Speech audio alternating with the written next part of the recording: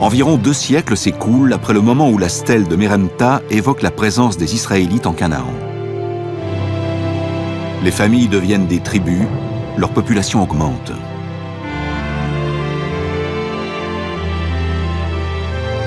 Et puis, vers l'an 1000 avant Jésus-Christ, une des grandes figures de la Bible entreprend d'unir les 12 tribus d'Israël contre un nouvel ennemi particulièrement puissant.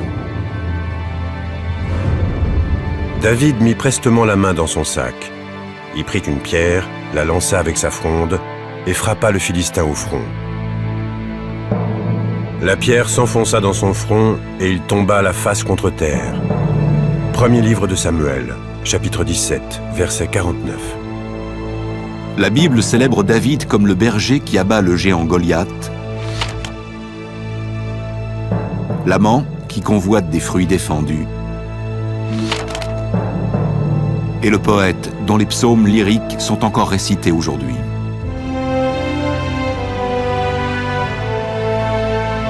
Dans la Bible hébraïque, aucun nom ne revient plus souvent que le sien.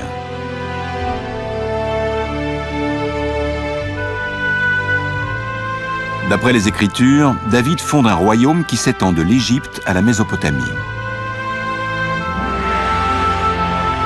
Il fait de Jérusalem sa capitale et conclut une nouvelle alliance avec Yahvé, qui lui promet que ses descendants et lui régneront à tout jamais. Son fils Salomon fait bâtir le temple où Yahvé, devenu le Dieu national d'Israël, résidera pour l'éternité. À en croire la Bible, le royaume de David et Salomon est donc une nation unifiée à travers le culte d'un Dieu unique.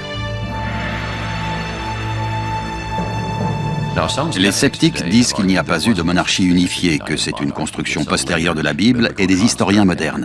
En bref, David n'a pas existé. Pour citer l'un de ces révisionnistes bibliques, David n'a pas plus d'historicité que le roi Arthur.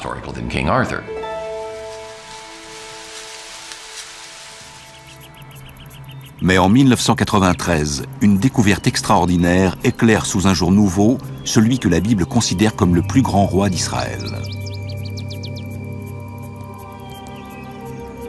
À l'époque, Gila Cook est en train de faire un relevé topographique avec son assistant à Tel Dan, un site biblique dans l'extrême nord de l'actuel Israël. Les fouilles sont dirigées par l'éminent archéologue israélien Avraham Biran. En cette fin de la journée, la géomètre prend ses dernières mesures lorsqu'elle entend qu'on l'appelle. C'était Biran qui hurlait de sa voix de stentor. « Gila, on s'en va !» Je lui ai fait signe d'attendre et j'ai continué à travailler.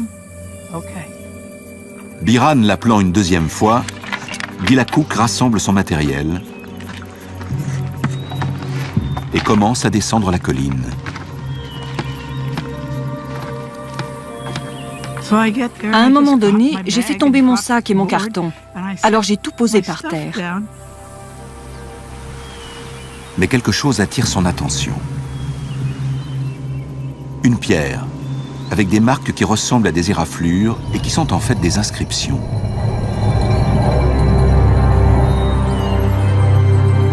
Cette fois, c'est elle qui appelle Avraham Biran. Il a regardé la pierre et s'est tourné vers moi en disant « Oh mon Dieu !»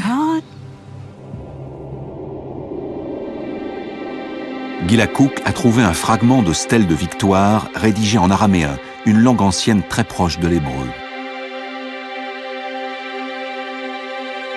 Dédiée au roi de Damas ou à l'un de ses généraux, elle célèbre ainsi la conquête d'Israël. « J'ai tué des rois puissants qui attelaient des milliers de chars et des milliers de cavaliers. J'ai tué le roi de la maison de David. »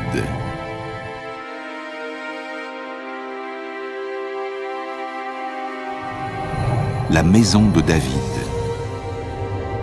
Ce sont ces mots qui rendent la découverte cruciale. Ils prouvent de façon presque irréfutable que David a réellement existé. Contrairement à la Genèse, les livres des rois d'Israël sortent le récit biblique de la légende pour le faire entrer dans l'histoire. Plus on avance dans le temps et plus le terrain est solide. Les sources sont meilleures, on a plus de témoignages écrits et contemporains. Les recoupements entre la chronologie biblique des rois d'Israël et les inscriptions historiques telles que la stèle de Tel Dan fournissent aux chercheurs des dates relativement fiables.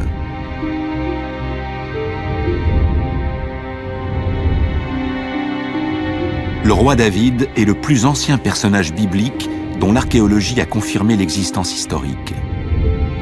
Et la plupart des historiens s'accordent à dire qu'il a vécu aux alentours de 1000 avant Jésus-Christ. Faut-il en déduire qu'une partie de la Bible a été écrite sous le règne de David?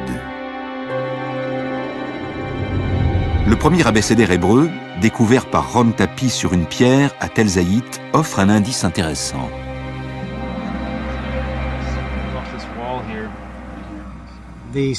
L'alphabet a été gravé sur cette pierre, qui a ensuite été utilisée pour bâtir un mur, qui a lui-même été détruit en grande partie par un incendie vers la fin du Xe siècle avant notre ère. La trouvaille est d'autant plus significative que Tel Zaït n'était qu'un village perdu aux confins du royaume de David. S'il y avait un scribe capable d'écrire cet alphabet au milieu de nulle part, à la frontière occidentale du royaume, il devait forcément y avoir d'autres scribes beaucoup plus sophistiqués dans la capitale. En 2005, l'archéologue israélienne Eilat Mazar obtient de pouvoir faire des fouilles dans la partie la plus ancienne de Jérusalem, l'actuelle cité de David. On a commencé les fouilles à cet endroit parce qu'on savait qu'il était tout à fait possible qu'on y trouve des vestiges du palais du roi David.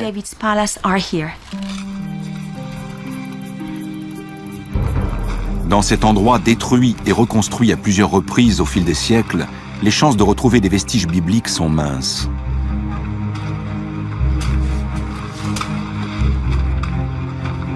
Et pourtant, on a vu apparaître de grands murs de 3 mètres d'épaisseur, 5 mètres d'épaisseur. Ils partent dans toutes les directions. D'est en ouest, ça fait 30 mètres. Et on n'a pas encore tout dégagé.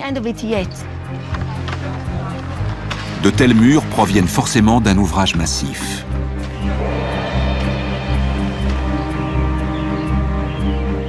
Eilat Mazar estime que ce qu'elle a exhumé correspond à peine à 20% de l'ensemble du complexe.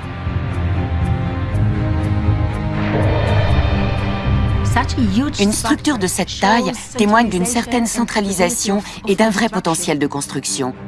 Ça ne peut être qu'une structure royale. Ce gigantesque complexe prouve peut-être l'existence d'un royaume.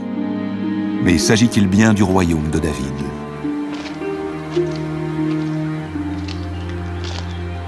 Si ces murs encadraient le palais de David, ils ont forcément été construits de son vivant, vers 1000 avant Jésus-Christ.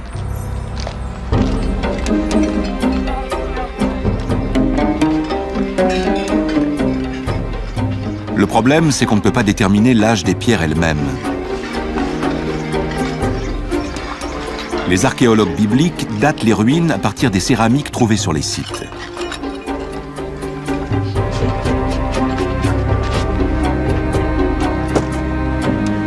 La datation de la céramique repose sur deux grands concepts. Les styles évoluent uniformément à travers les siècles, et plus on creuse profondément, plus on remonte dans le temps. Si le style céramique A provient de la strate 3, la plus profonde, il est plus ancien que le style céramique B, trouvé à la strate 2, située juste au-dessus, et ainsi de suite. En examinant les poteries exhumées sur un site bien stratifié, les chercheurs peuvent donc créer ce qu'on appelle une chronologie de référence. Mais c'est une chronologie flottante, elle ne s'appuie sur aucune date fixe.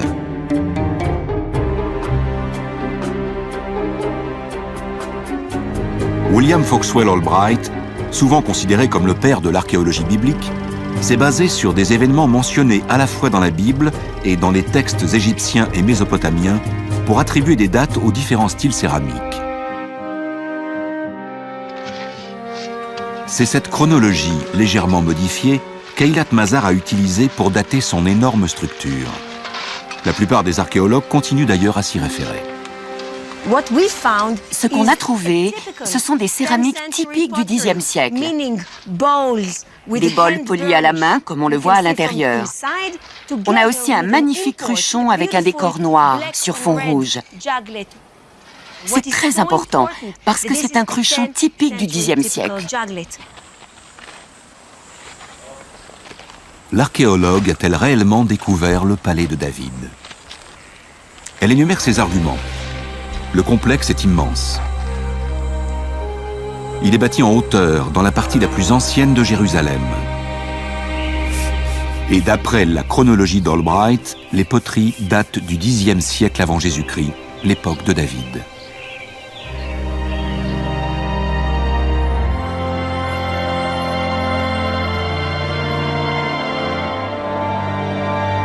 Eilat Mazar est certaine qu'il s'agit du palais de David.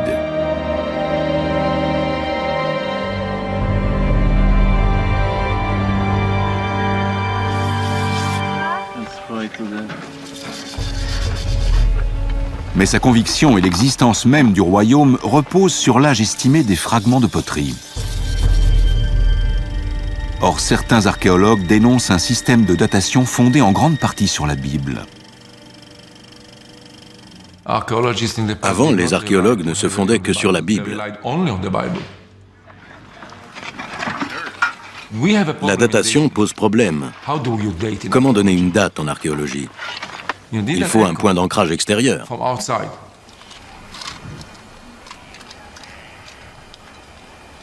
Aujourd'hui, il existe une méthode de datation plus scientifique, la datation par le radiocarbone. C'est la spécialité d'Elisabetta Boaretto, du Weizmann Institute. La première étape est sur le terrain. Elle permet d'inscrire l'échantillon, que ce soit un noyau d'olive, une graine ou du charbon, dans un contexte archéologique.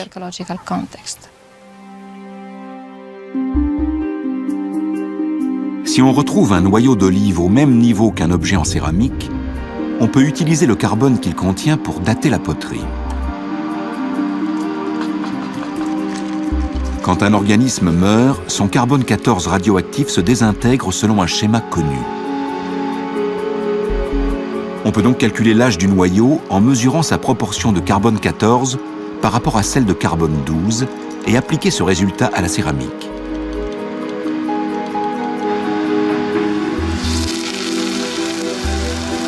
Elisabetta Boaretto a méticuleusement collecté et analysé des centaines d'échantillons prélevés sur plus de 20 sites en Israël. Ces recherches montrent que le style céramique qu'Albright et la plupart des archéologues associaient à l'époque de David et Salomon est postérieur d'environ 75 ans. Pour des événements aussi anciens, la différence peut sembler insignifiante. Mais si c'est vrai, le palais de David découvert par Eilat Mazar et l'abécédaire hébreu de Ron-Tapi sont plus récents qu'on ne le pensait.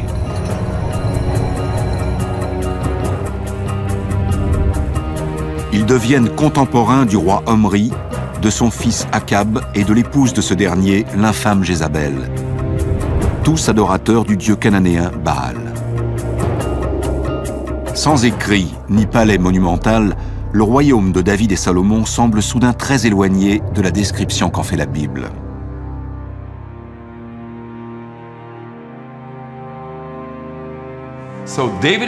David et Salomon n'ont donc pas régné sur un grand territoire. C'était plutôt une petite chefferie qui comprenait quelques villages très pauvres. La population était limitée et il n'y avait pas assez d'hommes pour de grandes conquêtes.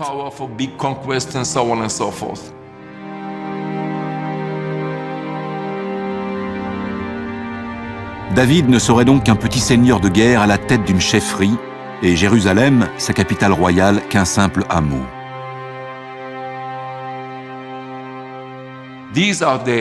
C'est ce que nous dit la datation au radiocarbone. Et si quelqu'un refuse de tenir compte de ces résultats, je considère que c'est comme si on me soutenait que la Terre était plate. Je n'essaye même pas de discuter.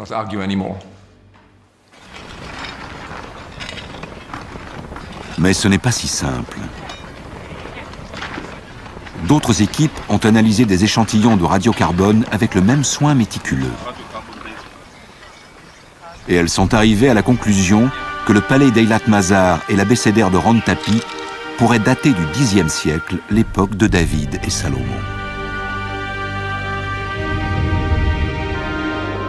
Comment expliquer ces contradictions? Le problème, c'est que la datation par le radiocarbone comporte une marge d'erreur de plus ou moins 30 ans, soit à peu près l'écart entre les deux camps qui s'affrontent. La typologie céramique et la datation par le carbone 14 ne permettent donc pas de savoir si le royaume de David et Salomon était aussi vaste et prospère que le dit la Bible.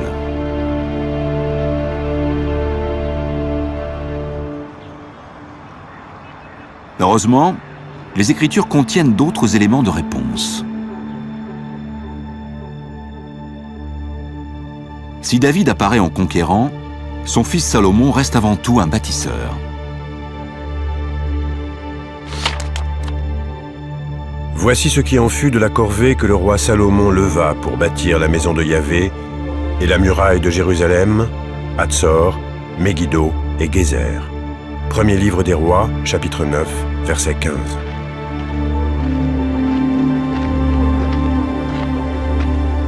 Le directeur des fouilles de Hatzor, Amnon Ben-Tor, pense avoir trouvé une preuve des grandes constructions entreprises par Salomon.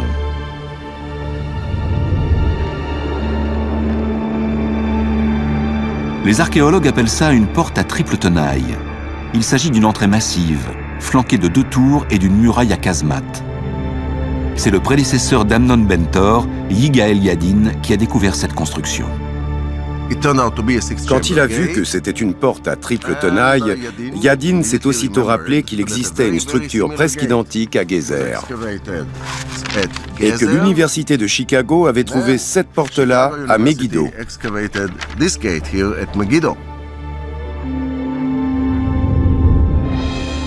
Saisi par la ressemblance entre ces 3 portes, Amnon Ben-Tor repense au premier livre des rois. On a là un lien formidable entre un passage biblique et un site archéologique. Ces 3 portes monumentales, conçues sur le même modèle, semblent témoigner non seulement d'une grande prospérité, mais aussi d'une autorité centrale.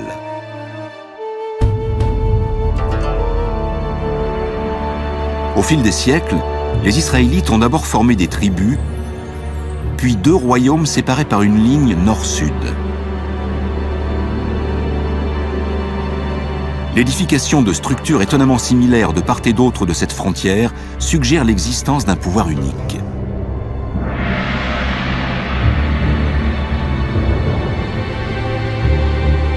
Mais comment savoir s'il s'agit bien du royaume de David et Salomon?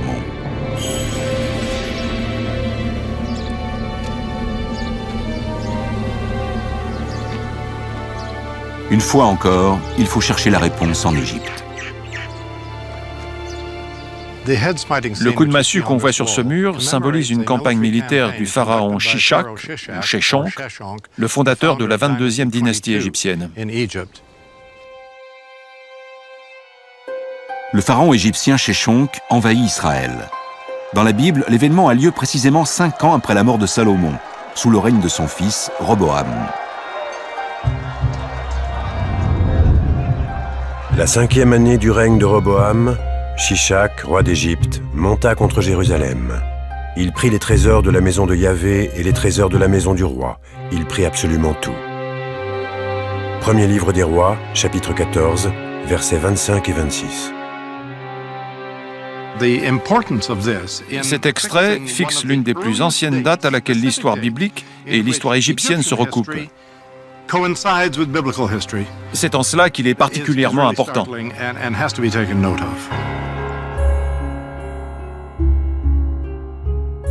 Cette corrélation entre la Bible et l'histoire permet d'attribuer une date précise à la mort de Salomon.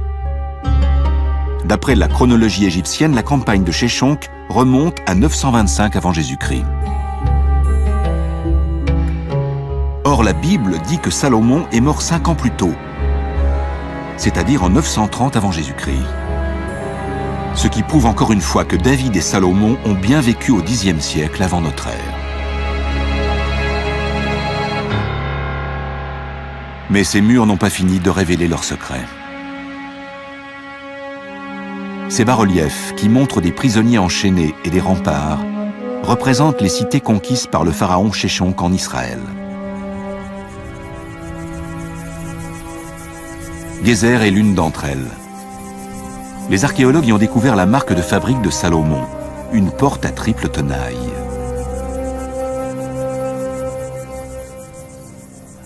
William Dever a dirigé les fouilles à la fin des années 1960. Il y a ici des traces de destruction très nettes. En bas, on a les pierres d'origine, plus ou moins in situ. Mais regardez au-dessus, les pierres sont très fissurées. À certains endroits, elles ont même été brûlées par un gigantesque incendie. Et en haut, la chaleur était tellement intense que le calcaire s'est transformé en chaux et qu'il a coulé comme de la lave. C'est la preuve évidente d'une destruction qu'on peut relier à la célèbre attaque du pharaon Sheshonq. Et si cette porte a été détruite par Sheshonq en 925 avant Jésus-Christ, elle a forcément été érigée sous le règne de Salomon, mort tout juste 5 ans plus tôt. Ce type de structure monumentale prouve bien qu'il y avait un État. Et au Xe siècle, il s'agit de Salomon. Bien qu'une minorité d'archéologues continue à le contester, cette convergence entre la Bible, la chronologie égyptienne et les portes de Salomon est la preuve manifeste qu'à l'époque de David et Salomon, il existe un grand royaume qui embrasse Israël du nord au sud et dont la capitale est Jérusalem.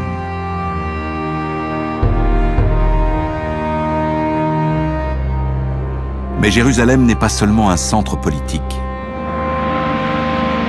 C'est aussi le centre du culte.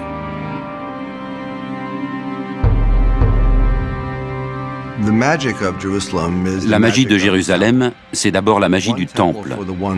Un seul temple pour un seul Dieu.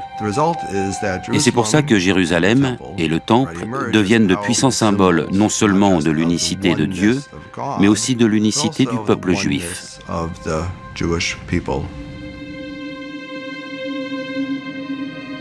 Ce culte primitif n'a pas grand-chose à voir avec le judaïsme moderne. Il s'articule autour du temple qu'a bâti Salomon, le fils de David, et qu'on considère comme la demeure terrestre de Yahvé. Pour comprendre le culte des anciens Israélites, il faut d'abord en apprendre davantage sur l'aspect extérieur du temple et sur son fonctionnement. Les archéologues pensent savoir où se trouvent les ruines, mais ils ne peuvent pas les exhumer. Elles sont enfouies sous le 3e lieu saint de l'islam, qui comprend le dôme du rocher. On n'a encore jamais retrouvé la moindre pierre du temple de Salomon. Cependant, la description qu'en fait la Bible est remarquablement détaillée.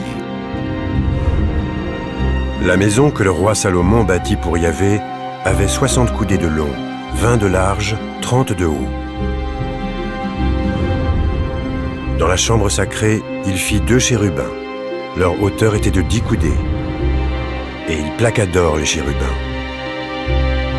Premier livre des rois, chapitre 6, versets 2, 23 et 28. Cette description laisse entrevoir le plan du bâtiment. Le temple de Salomon ressemble de façon frappante au temple païen des peuples voisins. Il est presque identique à celui d'Aïn Dara, à plusieurs centaines de kilomètres au nord de Jérusalem, dans l'actuelle Syrie.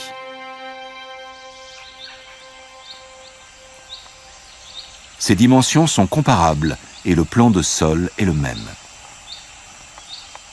Les 2 temples sont gardés par des sphinx, les fameux chérubins de la Bible. À Aïn Dara, on peut voir les gigantesques empreintes de pieds laissées par le Dieu qui vivait ici lors de sa progression jusqu'au trône dans le sanctuaire.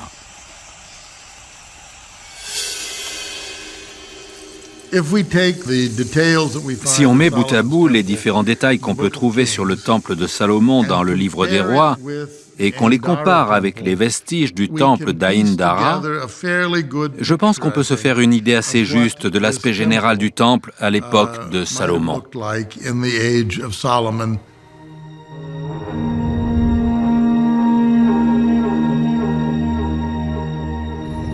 On a désormais une image précise de ce à quoi ressemblait le temple de Salomon et de la façon dont les premiers Israélites pratiquaient leur culte.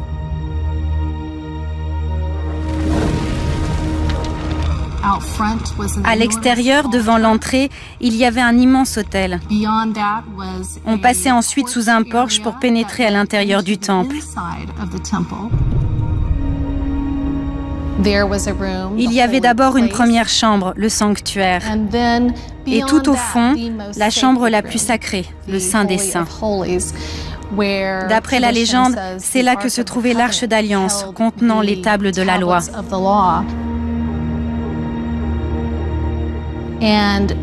Cette chambre était considérée comme l'enceinte la plus sacrée au monde, parce que c'est là que la présence de Dieu se manifestait.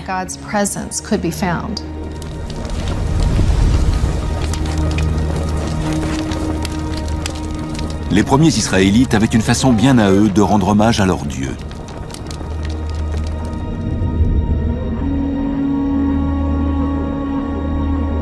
Ce rite est toujours en usage sur le mont Garizim, en Palestine.